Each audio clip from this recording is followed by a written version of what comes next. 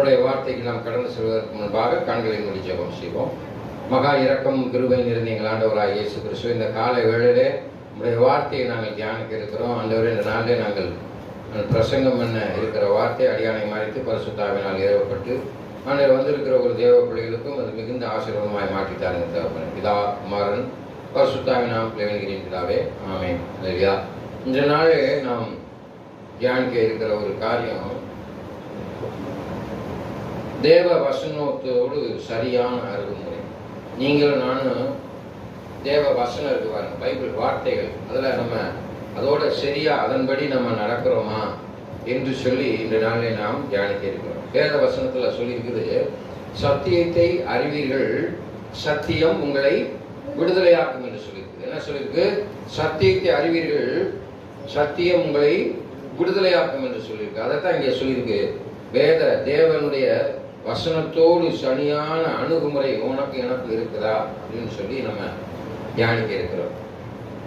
எப்படி வேத வசனத்தை நம்ம நினைக்க வேண்டும் சொல்லி ஒவ்வொரு நேரமும் வேத வசனத்தை நினைத்து கொண்டே இருக்க வேண்டும். நம்முடைய சிந்தனையில எப்பொழுதும் ஆண்டவருடைய வார்த்தை நிறைந்து இருக்க வேண்டும். சங்கீத புஸ்தகம் 119, 11, 16 வருஷம் பார்த்தீங்கன்னா அதில் சொல்லியிருக்கோம், நினைக்க வேண்டும், ஆண்டவருடைய வார்த்தையை நினைத்து கொண்டு இருக்க வேண்டும் சொல்லி. சங்கீத புஸ்தகம் 119, 11, 16 ஆகிய 2 வசனங்களை வாசிப்போம். அல்லேலூயா. நான் உனக்கு விரோதமாய் பாவம் செய்யாதபடிக்கு, நான் உனக்கு விரோதமாய் பாவம் செய்யாதபடிக்கு உமது வாக்கை என் இருதயத்தில் வைத்து வைத்தேன். பாத்தீங்களா? நம்ம ஆண்டவருக்கு விரோதமா பாவம் செய்யாம இருக்கணும்னா அவருடைய வார்த்தை என்ன செய்யணும்? அவருடைய வார்த்தை நம்ம இருதயத்துல என்ன செய்யணும்? நினைத்து வைத்துக் கொள்ளணும், மனப்பாடம் பண்ணி வச்சுக்கணும். அதனாலதான் இரவும் பகலும் வேதத்துல தியானமா இருக்கிற மனுஷன் பாக்கியவான். நீங்க வேதத்தை நல்லா வாசிக்கிட்டேன்னு வச்சுக்கோங்க, உங்களுடைய தீமையான காரியம் உங்களை நெருங்கும் போது அந்த வசனத்தின் மூலமா நீங்க என்ன செய்யலாம்? உங்களை பாதுகாத்துக் கொள்ளலாம். ஒரு பொல்லாத காரியம் உங்களை நடக்கிறது, பொல்லாப்பு உனக்கு நேரிடாது, வாதை உன் கூடாரத்தை அணுகாது. இந்த வார்த்தையை சொல்லி நீங்க தியானிக்கும் போது உங்களுக்கு எந்த விதமான பொல்லாப்பும் உங்க அருகில வராது. அதனாலதான் அந்த வேதம் சொல்லுது. வாசிங்க மறுபடியும் அதை. நான் உமக்கு விரோதமாய் பாவம் செய்யாதபடிக்கு, நான் உமக்கு விரோதமாய் பாவம் செய்யாதபடிக்கு உமது வாக்கை என் இருதயத்தில் பார்த்தீங்களா? வைத்தேன். உங்களுடைய வாக்கை என் இருதயத்திலே வைத்திருக்கிறேன். அல்லேலூயா. 16 என்ன சொல்லியிருப்பாருங்க? உமது பிரமாணங்களில் மனமகிழ்ச்சியா இருக்கிறேன், உமது பிரமாணங்களில் மனமகிழ்ச்சியா இருக்கிறேன், உமது வசனத்தை மறவேன். பார்த்தீங்களா? உங்களுடைய வசனத்தை மறவேன். ஆண்டவருடைய வசனத்தை மறவாம அவருடைய பிரமாணத்துல நீங்க மகிழ்ச்சியா இருக்கணும். அவருடைய பிரமாணம் என்ன? ராஜரீக பிரமாணமாகிய உன்னை போல் நீ பிறரை நேசி என்ற பிரதானமான ஒரு காரியத்தை நீங்க உங்க வாழ்க்கையில என்ன செய்யணும்? நீங்க வைத்துக் கொள்ள, நினைத்துக் கொள்ள வேண்டும். உங்கள் மீது எவ்வளவு அன்பு வச்சிருக்கீங்க, உங்க உடம்பு மேல, உங்க சரீரத்து மேல நீட்டா ட்ரெஸ் பண்றீங்க, நல்லா சாப்பிட்டு உடம்பு ஆரோக்கியமா வச்சுக்கிறீங்க, சுகர் பேஷண்டா இருந்தா மாத்திரை எடுத்து உங்களை கேர் பண்ணி வச்சுக்கிறதை போல உங்கள் அருகில் இருக்கிறவர்களை நீங்க என்ன செய்யணும்? நேசிக்க வேண்டும். அல்லேலூயா. வேத வசனம் தான் சொல்லுது. அதே இதில் நீங்க வாசி பார்த்தீங்கன்னா அங்கே சொல்லுது பாருங்க, 61 வாசிங்க. 61 அதே சங்கீதம் 119, 61 வாசி பார்த்தீங்கன்னா அங்கே சொல்லப்பட்டிருக்கிறது. துன்மார்க்கரின் கூட்டங்களை நீ கொள்ளையிட்டும் உம்முடைய வேதத்தை நான் மறக்கவில்லை. துன்மார்க்கனுடைய கூட்டத்தில் கொள்ளையிட்டு உங்களுடைய வேதத்தை நான் மறக்கவில்லை. வேதத்தை மறக்காம இருந்தீங்கன்னா நம்ம என்ன செய்வோம்? துன்மார்க்கர்கள் நம்மளை கொள்ளையிட்டு போட முடியாது. யோவான் 10ஆம் அதிகாரம் 10ஆம் வசனத்தை சொல்லி இருக்குது, திருடன் திருடவும் கொள்ளையுமே வருகிறான், நானும் ஜீவன் உண்டாயிருக்கும், அந்த ஜீவன் பரிபூர்ணப்படவும் வந்தேன் என்று சொல்லி இருக்கிறார். அல்லேலூயா. அப்ப அந்த வசனம் துன்மார்க்கர் உங்களை சூழ்ந்திருந்தாலும் துன்மார்க்கரோட நீங்க, உனக்கு தெரியாது எவன் நல்லவன் எவன் கெட்டவனே தெரியாது. வேத வசனம் சொல்லுது, தேவன் ஒருவனை தவிர மற்ற ஒருவன் நல்லவன் அல்லன்னு சொல்லி, இன்க்ளூடிங் மைசெல்ஃப். இங்க உட்கார்ந்துருக்க எல்லாருமே ஏதோ ஒரு விஷயத்துல நம்ம என்ன செஞ்சிருவோம்? பின்வாங்கி போயிடுவோம். ஏதோ ஒரு விஷயத்துல நம்ம பாவம் செஞ்சுக்கிட்டு இருப்போம், நம்ம அறியாமே பாவம் செஞ்சுக்கிட்டு இருப்போம். அப்படிப்பட்ட காரியத்திலிருந்து தேவன் நம்மளை விலைக்கு போடும்படியாக நீ வேத வசனத்தை நினைத்து கொண்டு தியானித்து கொண்டு இருப்பாயானால் என்ன செய்யாது? எந்த விதமான தீங்கும் பொல்லாப்பும் உன்னை அணுகாது. அதே மாதிரி அந்த வேத வசனத்துல அதே 119 சொல்லியிருப்பாங்க, 144வது அதிகாரம், 144வது அதிகாரத்தை வாசிங்க. 119 இருக்கிறதுலே 119வது சங்கீதம் தான் பைபிள்ல அதிக வசனங்களை கொண்ட அதிகாரம். ஆமென். உம்முடைய சாட்சிகளின் நீதி என்றைக்கும் நிற்கும். உம்முடைய சாட்சிகளின் நீதி என்றென்றைக்கு நிற்கும். என்னை உணர்வுள்ளனாக்கும் என்னது? என்னை உணர்வுள்ளவனாக்கும். என்னை உணர்வுள்ளவனாக்கும். அப்பொழுது நான் பிழைத்திருப்பேன். பாத்தீங்களா? ஆண்டவருடைய சாட்சி நம்மளுக்கு எப்பயுமே நிலை நிற்கும். இயேசு கிறிஸ்து எனக்காக மரித்தார், அது ஒரு சாட்சி. அல்லையா? அது உண்மை. இயேசு கிறிஸ்து எனக்காக சிலுவையிலே ஆணிகள் அடிக்கப்பட்டது, அது சாட்சி, உண்மை. இயேசு கிறிஸ்து இந்த உலகத்திற்கு வந்து மனிதனை மீட்டு எடுக்கும்படியாக வந்தார் என்பது ஒரு சாட்சி, அது ஒரு உண்மை. ஆமென். இப்படிப்பட்ட சாட்சி உன் வாழ்க்கையில நிலை நிற்குமானால் நீ என்ன செய்ய முடியாது?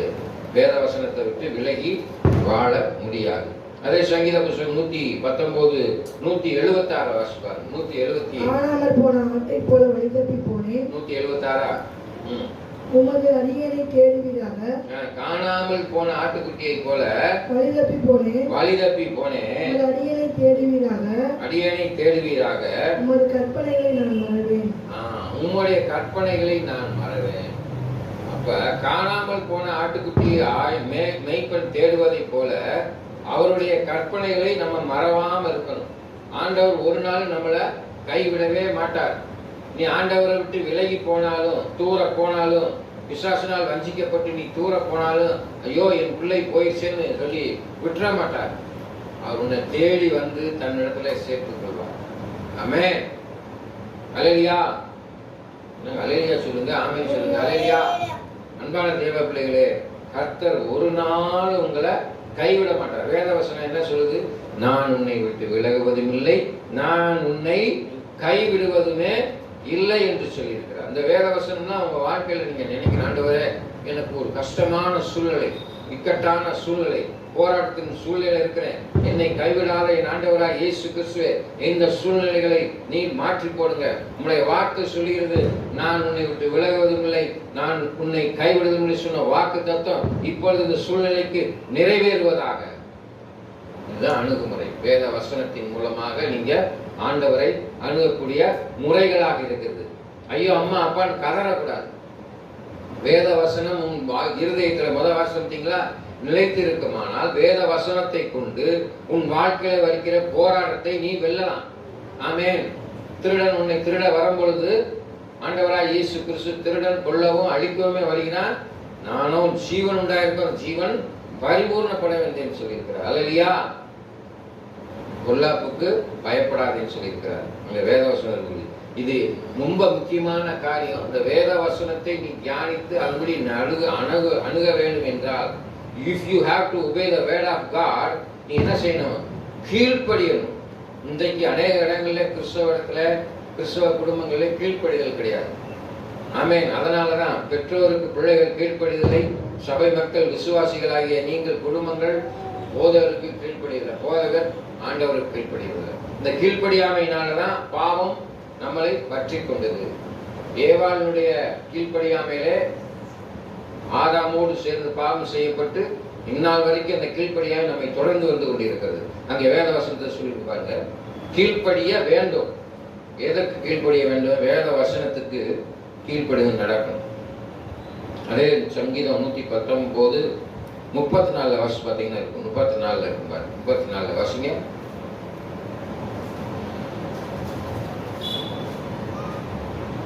எனக்கு உணர்வை தாரும், அப்பொழுது நான் உமது வேதத்தை பற்றி கொண்டு என் முழு இருதயத்தோடும் அதை கை கொள்ளுவேன். ஆரம்பத்தில் அந்த வேத வசனத்துல என்ன? எனக்கு உணர்வை தாரும். எனக்கு உணர்வை தாரும். என்ன உணர்வு? ஆண்டவருக்கு கீழ்ப்படிய வேண்டும் என்ற உணர்வு இருக்கணும். இன்னைக்கு எத்தனையோ பேர் கோயிலுக்கு போகணும், ஆண்டவரை தேடணும், பக்தியா இருக்கணும் என்ற உணர்வு இல்லாதவர்களா இருக்கணும். அல்லேலூயா. ஜடங்களாக பிணங்களாக இன்னைக்கு நம்ம காண்றோம். அல்லேலூயா. அன்பான தேவ பிள்ளைகளே, இன்றைய நாள் ஆண்டவருக்குரிய நாள். 7 நாள் வேலை பார்க்கிற, ஒரு நாள் உன்னை படைத்த தெய்வத்திற்காக கொடுப்பதற்கு உனக்கு வலிக்குது. அந்த நேரம் தான் தண்ணியை குடிக்கிற, துணியை துவைக்கிற, கறி எடுத்து சமைக்கிற, கல்யாணம், காது குத்து, இதுக்கெல்லாம் போகிறீங்க அந்த ஒரு நாள்ல. ஆனால் இன்னைக்கு அந்த 6 நாளும் வேலை பார்க்கறதுக்கு ஆண்டவர் உனக்கு உயிரை கொடுத்து, ஜீவனை கொடுத்து, போக்கில வரத்தில் உன்னை பாதுகாத்திருக்கிறதுக்கு நீ நன்றி சொல்ல வர முடியாம போயிருக்கு.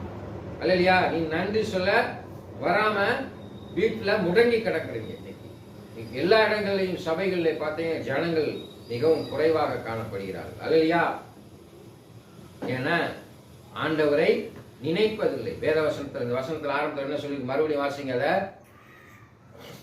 எனக்கு உணர்வை தாரும். அந்த உணர்வு இல்லாதவர்களாய் இருக்கிறாங்க. இது கர்த்தருடைய நாள், இது ஒரு பரிசுத்தமான நாள், இது ஒரு ஓய்வு நாள். இந்த ஓய்வு நாளை பரிசுத்தமா அனுசரிக்கணும், சபை கூடுதலை கைவிடக்கூடாது என்ற உணர்வற்றவர்களா இன்னைக்கு என்ன செய்யறாங்க அநேக கிறிஸ்தவர்கள் இருக்கிறார்கள். உணர்வற்றவர்களாய். அப்பொழுது நான் உமது வேதத்தை பற்றி கொண்டு என் முழு இருதயத்தோடும் அதை கை கொள்ளணும். அப்ப உணர்வற்றவளா இராதபடி முழு உணர்வோடு நீ என்ன செய்யணும்? இன்னைக்கு ஆண்டவருடைய நாள் அப்படின்னு சொல்லி என்ன செய்யணும்? ஆலயத்துல மணி 9:30 மணிக்கு ஆரம்பிச்சிடறோம். அங்க போல நம்ம 9 மணி போட்டுருக்கோம், 9 to 11. அப்படின்னு நீங்க எல்லாரும் எத்தனை மணிக்கு இருக்கணும்? 8:30 மணிக்கெல்லாம் வந்துடணும். அரை மணி நேரத்துக்கு முன்னாலே நீங்க அமர்ந்து இந்த ஆலயத்துக்குள்ளாக அமர்ந்து கடந்த வாரத்திலே ஆண்டவராய் இயேசு கிறிஸ்து உனக்கு செய்த நன்மைகளுக்காக நீ நன்றி சொல்லிக்கிட்டே இருக்கணும். முன்னால துதிக்கணும். அல்லேலூயா. நான் அநேக முறை சொல்லியிருக்கிறீங்க, நீங்க ஒரு ஊருக்கு பிரயாணப்பட்டு செல்லும் பொழுது ரயிலிலோ பஸ்ஸிலோ சரியான நேரத்துக்கு நீங்கள் செல்லவில்லை என்றால் அந்த பஸ் உங்களை விட்டுட்டு போயிடும். அல்லேலூயா.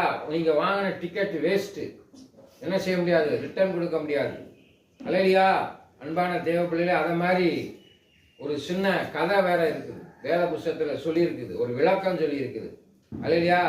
10 ஸ்திரீகள் விளக்கோடு காத்திருந்தார்கள். அந்த 5 ஸ்திரீகள் விளக்கு எண்ணெய் திரி எல்லோடு ஆயத்தமாக இருந்தார்கள். ஆனா அந்த 5 பேர், இன்னொரு 5 பேர்கிட்ட எண்ணெய் இல்லை, திரி இல்லை. மலவாளன் வருகிற நேரம் நெருங்கி விட்டது. ஐயோ, மலவாளன் வரப்போறாரே, எங்க இடத்துல இல்லை, நீங்க கொடுங்க அப்படின்னு சொல்லி இங்க கேட்கும் போது அவங்களுக்கு கொடுக்க முடியாது. எங்களுக்கு வேணும்னு சொல்லிட்டாங்க. ஆயத்தமாக இருக்க வேண்டும். அது மாதிரி நீங்க எப்பயுமே ஆயத்தமா இருக்கணும். அன்பான தேவ பிள்ளைகளே, தெருவிலே நடந்து கொண்டு போகிறோம், திடீரென்று மறித்து விழுந்து விடுகிறார்கள். வீட்டிலே படுத்து நித்திரையில் இருக்கிறோம், மறித்து விடுகிறார்கள். எவரடி பேட்டரியை போல, எவரடின்னு ஒரு பேட்டரி இருக்கு, அது மாதிரி நீங்க வாழ்க்கையில எவர் ரெடியா இருக்கணும். இந்த நேரம் ஆண்டுடைய வருகை இருக்குமானால் சபையில தான் முதல்ல அமர்ந்து இருக்கிறவங்கள என்ன செய்வாராம்? அவர் எடுத்துக் கொள்ளப்படுவார்கள் என்று சொல்லப்பட்டிருக்கிறது. ஆமென். ஆகையினால you have to be ready என்று சொல்லப்பட்டிருக்கிறது. அங்கே வாசிக்கிறோம், யோவான் புஸ்தகம் 14:15 வாசிங்க. யோவான் 14:15 வாசிங்க. ஹல்லேலூயா. நீங்கள் என்னிடத்தில் அன்பாயிருந்தால் என் கற்பனைகளை கைக்கொள்வீர்கள். நீங்கள் என்னிடத்தில் அன்பாயிருந்தால் என் கற்பனைகளை கைக்கொள்வீர்கள். ஆமென். அப்ப யாரெல்லாம் அவருடைய கற்பனைகளை கைக்கொள்றோமோ, கற்பனை என்பது அவருடைய வார்த்தை படி நடக்கிறீங்களோ, அவங்கெல்லாம் யார் இடத்துல அன்பா இருக்கீங்க? இயேசு இடத்துல அன்பா இருக்கிறீங்க. இன்னைக்கு குடும்பங்கள்ல உலகத்துல அன்பு மாறி திரிகிறது. அல்லேலூயா. அன்பான தேவ பிள்ளைகளே, இன்னைக்கு சிறு பிள்ளைகள் இன்னைக்கு மது மேல அன்பு கொண்டவர்களாய், நாட்டம் கொண்டவர்களாய் இருக்கிறார்கள். பைக் ரேஸ், பைக்கு 1.5 லட்சம் 2 லட்சத்துக்கு பைக்கு, அது மேல அன்பு வச்சு அதை தொடச்சு சுத்தமா போய் உயிர் போயிடும். அடுத்த உயிரையும் கொண்டு அன்பு மாறி திரிகிறது. குடும்பங்கள்ல அன்பு மாறி விடுகிறது. ஆமென். ஆண்கள் வேசித்தனம், பெண்கள் வேசித்தனம் பண்ணிக்கொண்டு குடும்பங்கள் சிதைந்து கொண்டு இருக்கிறது. ஆமென். இயேசு மீது நீங்கள் அன்பாய் இருப்பீர்களானால் என்னுடைய கற்பனைகளை கைக்கொள்வீர்கள். நீ அன்பா இருந்தாதான் அந்த கற்பனையை கைக்கொள்ள முடியும். இயேசு உனக்குள்ள இருந்தாதான் அந்த கற்பனைகளை நீ கைக்கொள்ள முடியும். உனக்குள்ள இருக்கிற ஆவி எப்படிப்பட்ட ஆவியாய் இருக்கிறது என்று சற்று சிந்தித்து பாருங்கள்.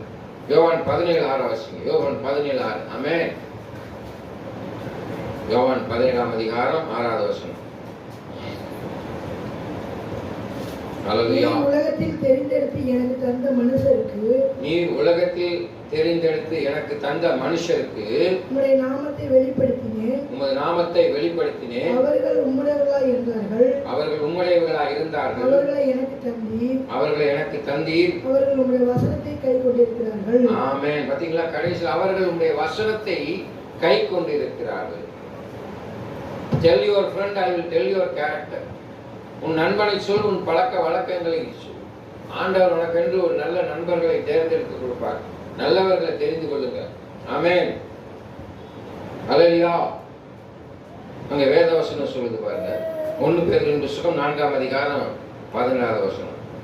1 பேதுரு புத்தகம் 4ஆம் அதிகாரம் 17வது வசனத்தை வாசிங்க.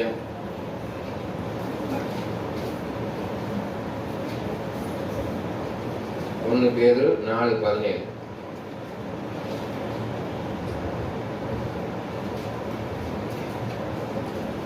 ஹல்லேலூயா. ஸ்தோத்திரம் ஆண்டவரே. Thank you Father. நியாய தீர்ப்பு தேவனுடைய வீட்டிலே துவங்கும் காலமாயிருக்கிறது. என்னவா இருக்குது? நியாய தீர்ப்பு தேவனுடைய வீட்டிலே துவக்கும் காலமாயிருக்கிறது. முந்தி நம்மிடத்திலே அது துவக்கினால் தேவனுடைய சுவிசேஷத்துக்கு கீழ்ப்படியாதவன் முடிவு என்னமாயிருக்கும்? தேவனுடைய சுவிசேஷத்துக்கு கீழ்ப்படியாதவனுடைய முடிவு அக்கினிக்குள்ளதான் இருக்கும். ஆண்டவருடைய வருகை சமீபமா இருக்கிறது. அன்பான தேவ பிள்ளைகளே, எந்த நேரம்னாலும் ஆண்டவர் வருவார் நம்முடைய வாழ்க்கையில. ஹல்லேலூயா. நல்லா தெரிஞ்சுக்கோங்க, கர்த்தரை தேடுவோருக்கு ஒரு நன்மையும் குறைவும் படாதுன்னு வேதவசனம் சொல்லுது. அப்ப இந்த நேரத்துல நம்மளுக்கு மரணம் நம்மளை நோக்கி வரலாம். யாரெல்லாம் மரணத்துக்கு பயப்படுறீங்க? பரவாயில்லையா? யாருமே பயப்படலையா? மரணம் எப்பனாலும் வரும், ரெடியா இருக்கீங்க. You have to face the death. ஆமென். ஹல்லேலூயா. மரணத்தை கண்டு பயப்படக்கூடாது. ஆமென். எந்த நேரம்னாலும் நம்மளுக்கு மரணம் வரும். அப்படித்தான் சொல்லுவான். ஒரு தலைவலி, ஒரு வயிற்று வலி வந்துட்டு ஐயோ அம்மா அப்பா துடிச்சு ஐயோ இயேசுவே ஆண்டவர்கிட்ட ஓடுறது. எத்தனை பேர் ஆண்டவர்கிட்ட ஓடுறீங்க? மாத்திரை தான் எடுக்கணும். ஆண்டவர்கிட்ட கேளுங்க. கடந்த வாரத்தில் நான் சிஸ்டரத்தில் சொல்லிட்டு இருந்தேன், தொடர்ந்து இந்த இடத்துல எனக்கு பயங்கரமான வலி. ஜனவரி மாதம் 30ஆம் தேதி என்னுடைய தகப்பனார் இறந்து 16ஆவது நாளில் என்னுடைய தங்கச்சி அக்காவினுடைய திருமண நிச்சயதார்த்தம், மகனுடைய நிச்சயதார்த்தம் செல்லும் பொழுது அந்த ஃபாரஸ்ட்டுக்குள்ளே நாங்கள் சும்மா போயிருந்தோம். பிடிக்க போகிறோம். ஒரு வலிக்கு அதான் என் பேத்தியை போய் பிடிக்க போகிறேன்னு சொல்லி வலிக்கு தலைப்புற வந்து பிடரி அடிபட்டது. அண்டை வந்து அடிபடிச்சு உடனே தண்ணியில் உடனே நல்லா கையை வச்சு மாப்பிள்ளை ஒரு மருமையை தேய்ச்சி விட்டார். தேய்ச்சி விட்ட உடனே சைக்காலஜிக்கலாக நான் என்ன சொன்னேன், என்னுடைய தலையை கொண்டு தண்ணியில் நல்லா காமிச்சேன். சின்ன தண்ணியில் காமிச்சேன். தண்ணியில் காமிக்கும் போதே எனக்கு ஒரு யோசனை வந்துச்சு. யோவான் ஸ்நானன் இயேசு கிறிஸ்துவை முக்கி எடுத்த போது அவர் பரிசுத்த ஆவியில பெற்று வானம் திறக்கப்பட்டது போல, ஆண்டவரே எனக்கு தயவுசெய்து இந்த தண்ணிக்குள்ள நான் முங்கி எந்திரிக்கிறேன், எனக்கு எந்த விதமான வியாதி வராதபடி, எந்த விதமான பாதிப்பும் வராதபடி மேல இருந்து ஒரு சுகத்தை தாங்க ஆண்டவர்னு சொல்லிட்டு எந்திரிச்சு. இருந்தாலும் பாருங்க, ஒரு சோதனை. பவுலுக்கு தலையில முள்ளு கொட்டின போல ஒரு வேதனை இருக்கும். அது மாதிரி ஒரு கடந்த வாரத்தில் பார்த்தீங்கன்னா தொடர்ந்து எனக்கு இந்த உச்சி மண்டை வலிச்சுக்கிட்டே இருந்துச்சு. அப்போ என்ன ஆண்டவர் இப்படி வலிச்சுக்கிட்டே இருக்குன்னு தைரியமாக போட்டேன். முதல் ஆண்டவர்கிட்ட நான் ஜெபம் பண்ணேன், விசுவாசமாக ஜெபம் பண்ணுவேன். ஏனோ தானே அந்த ஜெபம் பண்ணி கொடுத்துருக்கேன்.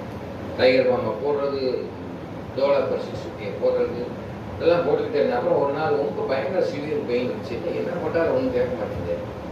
என்ன ஆண்டவரை இப்படி கேட்கவே மாட்டேங்குதுன்னு சொல்லி யோசித்து கொண்டே நான் ஒரு நாள் என்ன செஞ்சுட்டேன், சார் நம்ம போதவர்னு சொல்கிறோம், பேராயின்னு சொல்கிறோம், அடுத்தவங்களுக்கு ஜெபம் பண்ணிக்கிறோம், சுகம் கொடுங்க ஆண்டவரை, நம்மளுக்கே நம்ம சுகத்தை பெற்றுக்கொள்ள முடியவில்லை என்றால் நம்மளுக்கு வெட்கம் இல்லையான்னு சொல்லிட்டு என்னுடைய இடது கை உச்சி தலையில் வச்சுக்கிட்டு இந்த வலது கையை தூக்கி வானத்தை நோக்கி பார்த்து, ஆண்டவரே இந்த வேலையில கொலவலன்னு பேசாமல் இயேசு கிறிஸ்து நாமத்தினாலே இந்த வலியை எடுத்து போடுங்க, நம்முடைய திரு ரத்தத்தை சுந்தி இருக்கிறீங்க எனக்காக, இதை எடுத்து போடுங்க இந்த வலியை. அவள் தான் ஜெபம் பண்ணி கொடுத்துட்டேன்.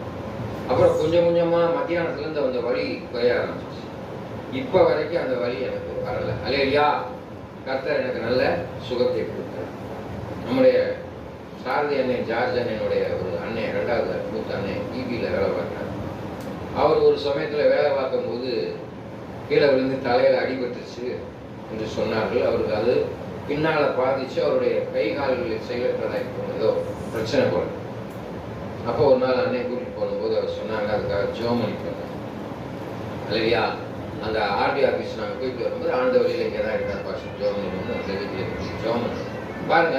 ஒரு தலையில் அடிபட்டு என்னையினால் ஆகலாம், பார்வை போயிடலாம், கைகால் விளங்காம போயிடலாம், படுத்த படுக்க இருந்தாலும் இந்நாள் வரைக்கும் ஆண்டுடைய வார்த்தை சொல்லும்படியாக உங்களுக்கு பிரசங்கிப்படியாக எனக்கு நல்ல சுகத்தை பலத்தையும் ஆண்டவர் கொடுத்தார். அதை என்ன ஏன் சொல்ல வரேன்னா, அவருடைய வார்த்தை என்ன செய்யும், கிரியை செய்யும். அதான் இங்க சொல்லியிருக்கிறோம். அல்லையா, இங்க பாருங்க, தியானிக்க வேண்டும். நீங்க என்ன வேணும்னாலும் கேட்கலாம். என் நாமத்தினால எதை கேட்கறீங்களோ அதை பெற்றுக்கொள்ள முடியும். அன்பான தேவ பிள்ளைகளே, ஒரு சின்ன கதை ஒன்று சொல்றேன். த கிரேட் அலெக்சாண்டர் என்று ஒரு, உங்க எல்லாத்துக்கும் தெரியும், த கிரேட் அலெக்சாண்டர் ஒருத்தர் இருந்தார், ராஜா. அவர் சோதனைப்பட்டு என்ன செஞ்சிட்டாரு, வியாதி படுக்கையாகி மரண படுக்கைக்கு போயிட்டார். அவர் மரண படுக்கைக்கு போகும்போது, நான் மரித்த பிறகு நான் ஒரு 3 காரியங்களை நீங்கள் எனக்கு செய்ய வேண்டும் என்று சொல்லியிருக்கிறார். என்ன என்று கேட்ட பொழுது, உலகத்தில் இருக்கிற மிகச்சிறந்த மருத்துவர்கள் நான் மரித்த பிறகு என்னுடைய பெட்டியை அவர்கள் சுமந்து சொல்ல வேண்டும். ஆமென். அடுத்ததாக, நான் சம்பாதித்த அனைத்து பொன் பொருள் எல்லாவற்றையும் போற வழியில அதை நீங்க என்ன செய்யணும், போட்டுக்கிட்டே வரணும். தங்கம் காசு எல்லாத்தையும் போட்டுக்கிட்டே வாங்க. இன்னொன்னு, என்னுடைய சவப்பெட்டிக்கு வெளியே என்னுடைய 2 கரங்களையும் வெளியே தெரிகிற மாதிரி விடணும். அப்ப அந்த போர் தளபதிகள் அங்கே இருக்கிறவர்கள், அலெக்சாண்டர் ஏன் அப்படி சொல்றேன் கேட்ட பொழுது, இந்த உலகத்துல எவ்வளவு பெரிய மருத்துவராக இருந்தாலும் அவர்கள் என்னுடைய உயிரை மறுபடியும் காப்பாற்றி கொடுக்க முடியாது. அதனால அந்த மருத்துவர்கள் என் பெட்டியை சுமக்க வேண்டும். அல்லையா? இன்னொன்னு, எவ்வளவு நம்ம சம்பாதிச்சு பணம் சேர்த்தாலும் அதை நம்ம மரணத்திற்கு பின்பு அதை எடுத்து செல்ல முடியாது என்று சொல்லி அதனால கொடுக்கணும். இந்த கரங்கள் என்னன்னு கேட்கும்போது, மனுஷன் வெறுமையாக அந்த உலகத்துக்கு வரான், போகும்போதும் இந்த கையில ஒண்ணுமே கிடையாது. அன்பான தேவ பிள்ளைகளே, மனுஷன் நிர்வாணியாய் வருகிறான், நிர்வாணியாய் போகிறான். எண்ணத்தை கொண்டு வந்தோம், எண்ணத்தை கொண்டு போக போறோம். அல்லையா? இதுதாங்க இதனுடைய விளக்கம். நன்றாக தெரிந்து கொள்ளுங்கள். இந்த உலகத்துல எதையுமே நம்ம கொண்டு போக போறது. ஆண்டவரத்துல நீங்க கேட்கக்கூடிய காரியம் நல்ல சுகம், பலம், அழியாத வாழ்வு. தியானிக்கணும், வேத வசனத்தை அன்பு கூற வேண்டும். பிரதான காரியம் அன்பு. தியானத்துல அன்பு கூற வேண்டும். சங்கீத புஸ்தகம் 119:47 சொல்லியிருப்பாங்க.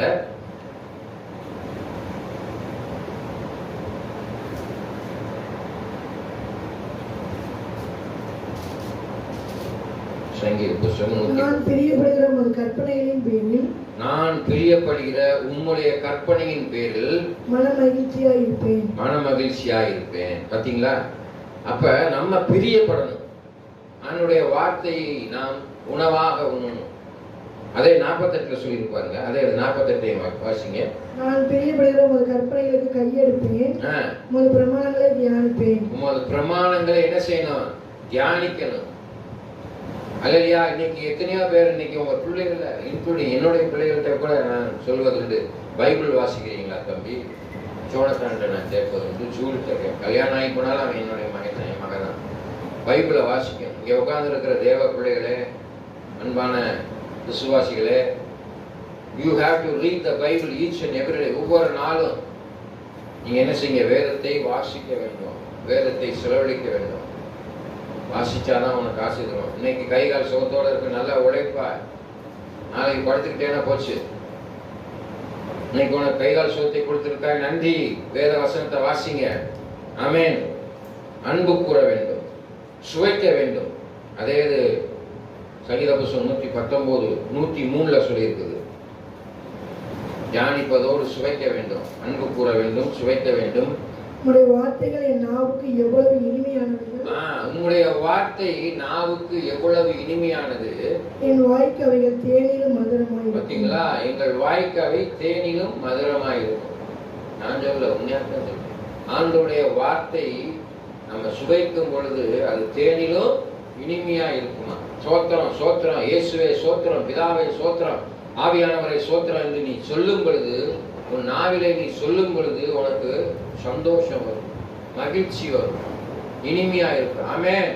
ஹல்லேலூயா. Praise father. ஆராய வேண்டும். சங்கீதம் 119:94. சங்கீதம் 119:94. நான் உம்முடையவன், என்னை ரட்சியும், உம்முடைய கட்டளைகளை ஆராய்கிறேன்.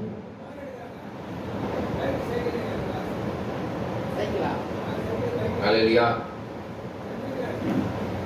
நான் உம்முடையவன், என்னை ரட்சியும், உம்முடைய கட்டளைகளை ஆராய்கிறேன்.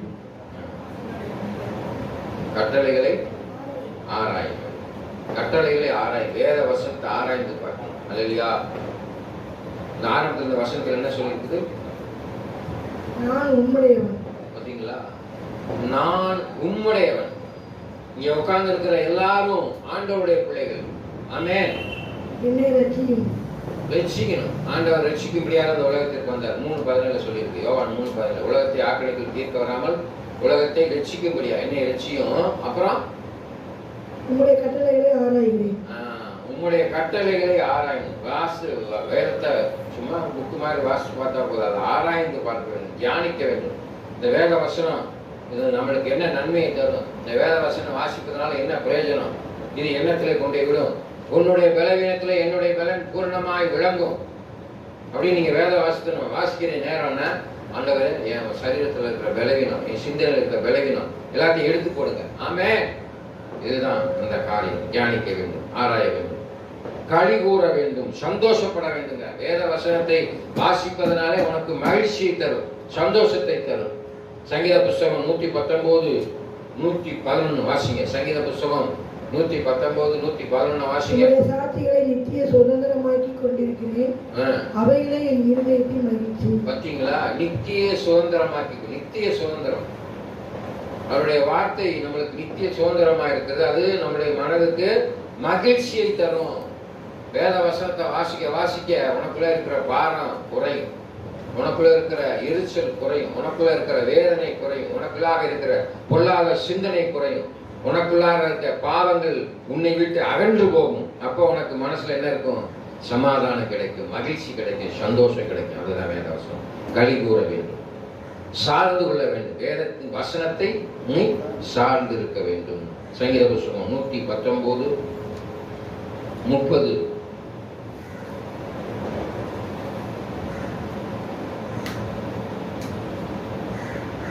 மெய்வழியை நான் தெரிந்து கொண்டு உம்முடைய நியாயங்களை எனக்கு முன்பாக நிறுத்தினேன்.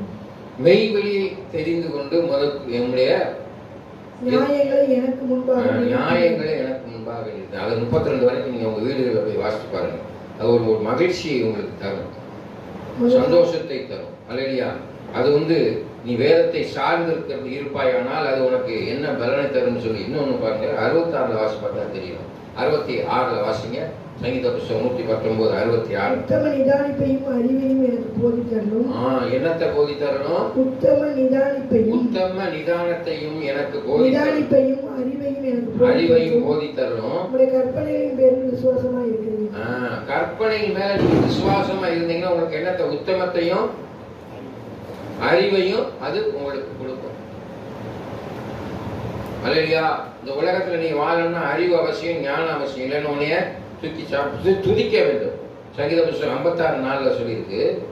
சங்கீத புஸ்தகம் 56:4 துதிக்க வேண்டும். வேத வசனத்தை சரியாக நீ உன் வாழ்க்கையில நடைமுறைப்படுத்துவதற்கான காரியம் அவர் துதிக்க வேண்டும் என்று சொல்லியிருக்குது. ஆமென். தேவனை முன்னிட்டு அவருடைய வார்த்தையை புகழுவேன். தேவனை நம்பி இருக்கிறேன், நான் பயப்படேன். மாம்சமானவன் எனக்கு என்ன செய்வான்? மாமிசமான இந்த உலகத்தில் இருக்க ஒண்ணுமே உனக்கு செய்ய மாட்டான். உன்னை காலதான் வாடி விடுவான், உதவி செய்ய மாட்டான், கைவிட்டுவான். ஆனா கைவிடாத இயேசு கிறிஸ்து உனக்கு எல்லாத்தையும் செய்வார். அவரை நம்பி இருந்தே உனக்கு எல்லாமே செய்வார். ஆமென். அது மாதிரி நன்றி கூற வேண்டும். நான் சொன்னேன் பார்த்தீங்களா, அந்த வாரம் முழுவதுமா வேலை பார்க்குறோம். அந்த ஞாயிற்றுக்கிழமை ஒரு நாள் ஆண்டவருக்கு என்று கொடுத்து அது நன்றி சொல்றது கிடையாது, ஆலயத்துக்கு போகிறது கிடையாது, வீடுகளில் இல்லங்களில் உட்காந்து டிவி பார்க்கறது, சீரியல் பார்க்கறது, கறியை சமைச்சிட்டு சாப்பிட்றது, தூங்குறது, கடவுளை தேடுறதே கிடையாது. ஆமென். இப்படிப்பட்டவர்கள்லாம் பரலோகத்துக்கு போக முடியாது. நல்லா சொல்றேன், கண்டிச்சு சொல்றேன். ஆமென். சங்கீத புஸ்தகம் 119, 94 பாருங்க. மன்னிக்கவும், 56, 56:4 துதிக்க வேண்டும். 56:4. அதான் தேவனை முன்னிட்டு அவருடைய வார்த்தையை புகழுவேன். தேவனை நம்பி இருக்கிறேன், நான் பயப்படேன். பாத்தீங்களா? தேவனை நம்பி இருக்க நீ பயப்பட அவசியமே இல்லை. அல்ல, நீ யாரை நம்பி இருக்க? கர்த்தரை நம்பி இருந்தா உனக்கு இருக்கிற பிரச்சனை, உனக்கு இருக்கிற காரியம் எல்லாத்தையும் ஆண்டவர் விடுதலை தருவாரு. அப்புறம் என்ன சொல்லியிருப்பாருங்க? பயப்படேன். மாம்சமான எனக்கு என்ன செய்வான்? மாமிசமான உங்க உலகத்திற்கு ஒண்ணுமே செய்ய மாட்டான். ஆமா, அங்கே என்ன சொல்லியிருப்பாருங்க? அடுத்து வேதவசனத்துல நம்பிக்கை கொள்ள வேண்டும். இன்னைக்கு நம்பிக்கை இல்லாம தான் இருக்கும். எத்தனையோ பேர் நம்பிக்கை இல்லை. இன்னைக்கு கிறிஸ்தவனா இருக்கிறோம். இயேசு எனக்காக சிலுவையில் அடிக்கப்பட்டாரா? என் பாவம் சுமந்து இருக்கிறா? நான் செய்யற ஜெபத்துக்கு பதில் கிடைக்குதா? இயேசு எனக்காக செஞ்சிருக்கிறாருன்னு சொல்லி அவர் செய்த காரியத்தை காட்டிலும் அதிக அற்புதங்களையும் அதிசயங்களையும் நீங்க செய்வீங்கன்னு சொல்ற நம்பிக்கை உனக்குள்ளாக இல்லை. வாசிங்க சங்கீத புஸ்தகம் 119 167. என் ஆத்துமா உமது சாட்சிகளை காக்கும், அவைகளை நான் மிகவும் நேசிக்கிறேன். ஆத்துமாதான், உன் ஆத்துமாதான் சாட்சியை காக்கும். உன்னை குறித்து உன் பக்கத்திற்கு வானவர்கள் சாட்சி சொல்லலாம். அல்லையா? ஆவியானவர், உனக்குள்ளாக இருக்கிற ஆவியானவர் சாட்சி சொல்ல வேண்டும். ஆமென். இங்க வேதவசனம் சொல்லுது நன்றி கூற வேண்டும். சங்கீத புஸ்தகம் 119 62. நன்றி கூற வேண்டும். வேதவசனம் வாசிங்க.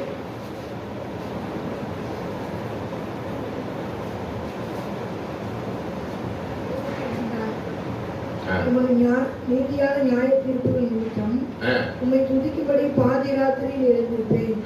துதிக்கும்படி பாதி ராத்திரி. எங்க பாதி ராத்திரில? அதிகாலையிலே கர்த்தரை தேடுவோருக்கு ஒரு நன்மையும் குறையும் வராது. தூக்கம் வராம டக்குன்னு எந்திரிச்சுறீங்க. அந்த நேரத்துல என்ன செய்றீங்க? ஐயோ தூக்கம் வர மாட்டேங்குதே, என்ன செய்யறதுன்னு சொல்லி அதற்கான தீர்வை தான் தேடுகிறீர்கள். அங்க பாதி ராத்திரில எந்திரிச்சு துதிக்க சொல்றாரு. அல்லையா? துதித்து பாருங்க, அதுக்குரிய நன்மைகளை நீங்கள் பெற்றுக்கொள்ள வேண்டும். பயப்பட வேண்டாம். சங்கீத புஸ்தகம் 119 106 சொல்லி முடிப்போம். சங்கீத புஸ்தகம் 119 161 வாசிங்க. அல்லேலூயா. பயப்பட வேண்டாம் சொல்லியிருக்கிறார். பயப்படாதே, திகையாதே, நான் உன் தெய்வம் என்ற வார்த்தை சொல்கிறது. ஆமென். பிரபுக்கள் காரணமில்லாமல் என்னை துன்பப்படுத்தினார்கள், ஆனாலும் என் இருதயம் உமது வசனத்திற்கே பயப்படுகிறது. யாரெல்லாம் ஆண்டவருடைய வார்த்தைக்கு பயப்படுறீங்களோ அவங்கெல்லாம் என்ன செய்வீங்க?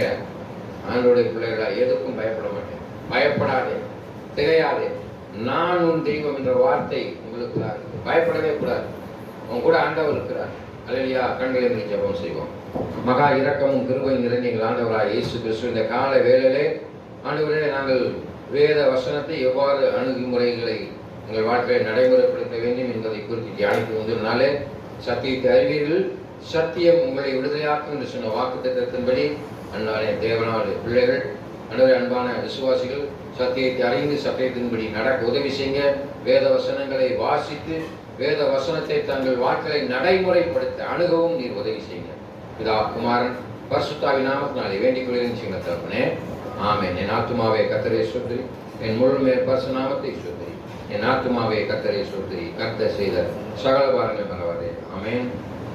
நம் ஆண்டவராகிய இயேசு கிறிஸ்துவின் கிருபையும் பிதாவை ஆண்டவராகிய இயேசு கிறிஸ்துடைய கிருபையும் பரிசுத்தாவியான அந்யோன்யமும் இப்பொழுதும் எப்பொழுதும் சதா காலங்களில் இருப்பதாக. ஆமென். கர்த்தர் தாமே உங்களை ஆசீர்வதிப்பாராக.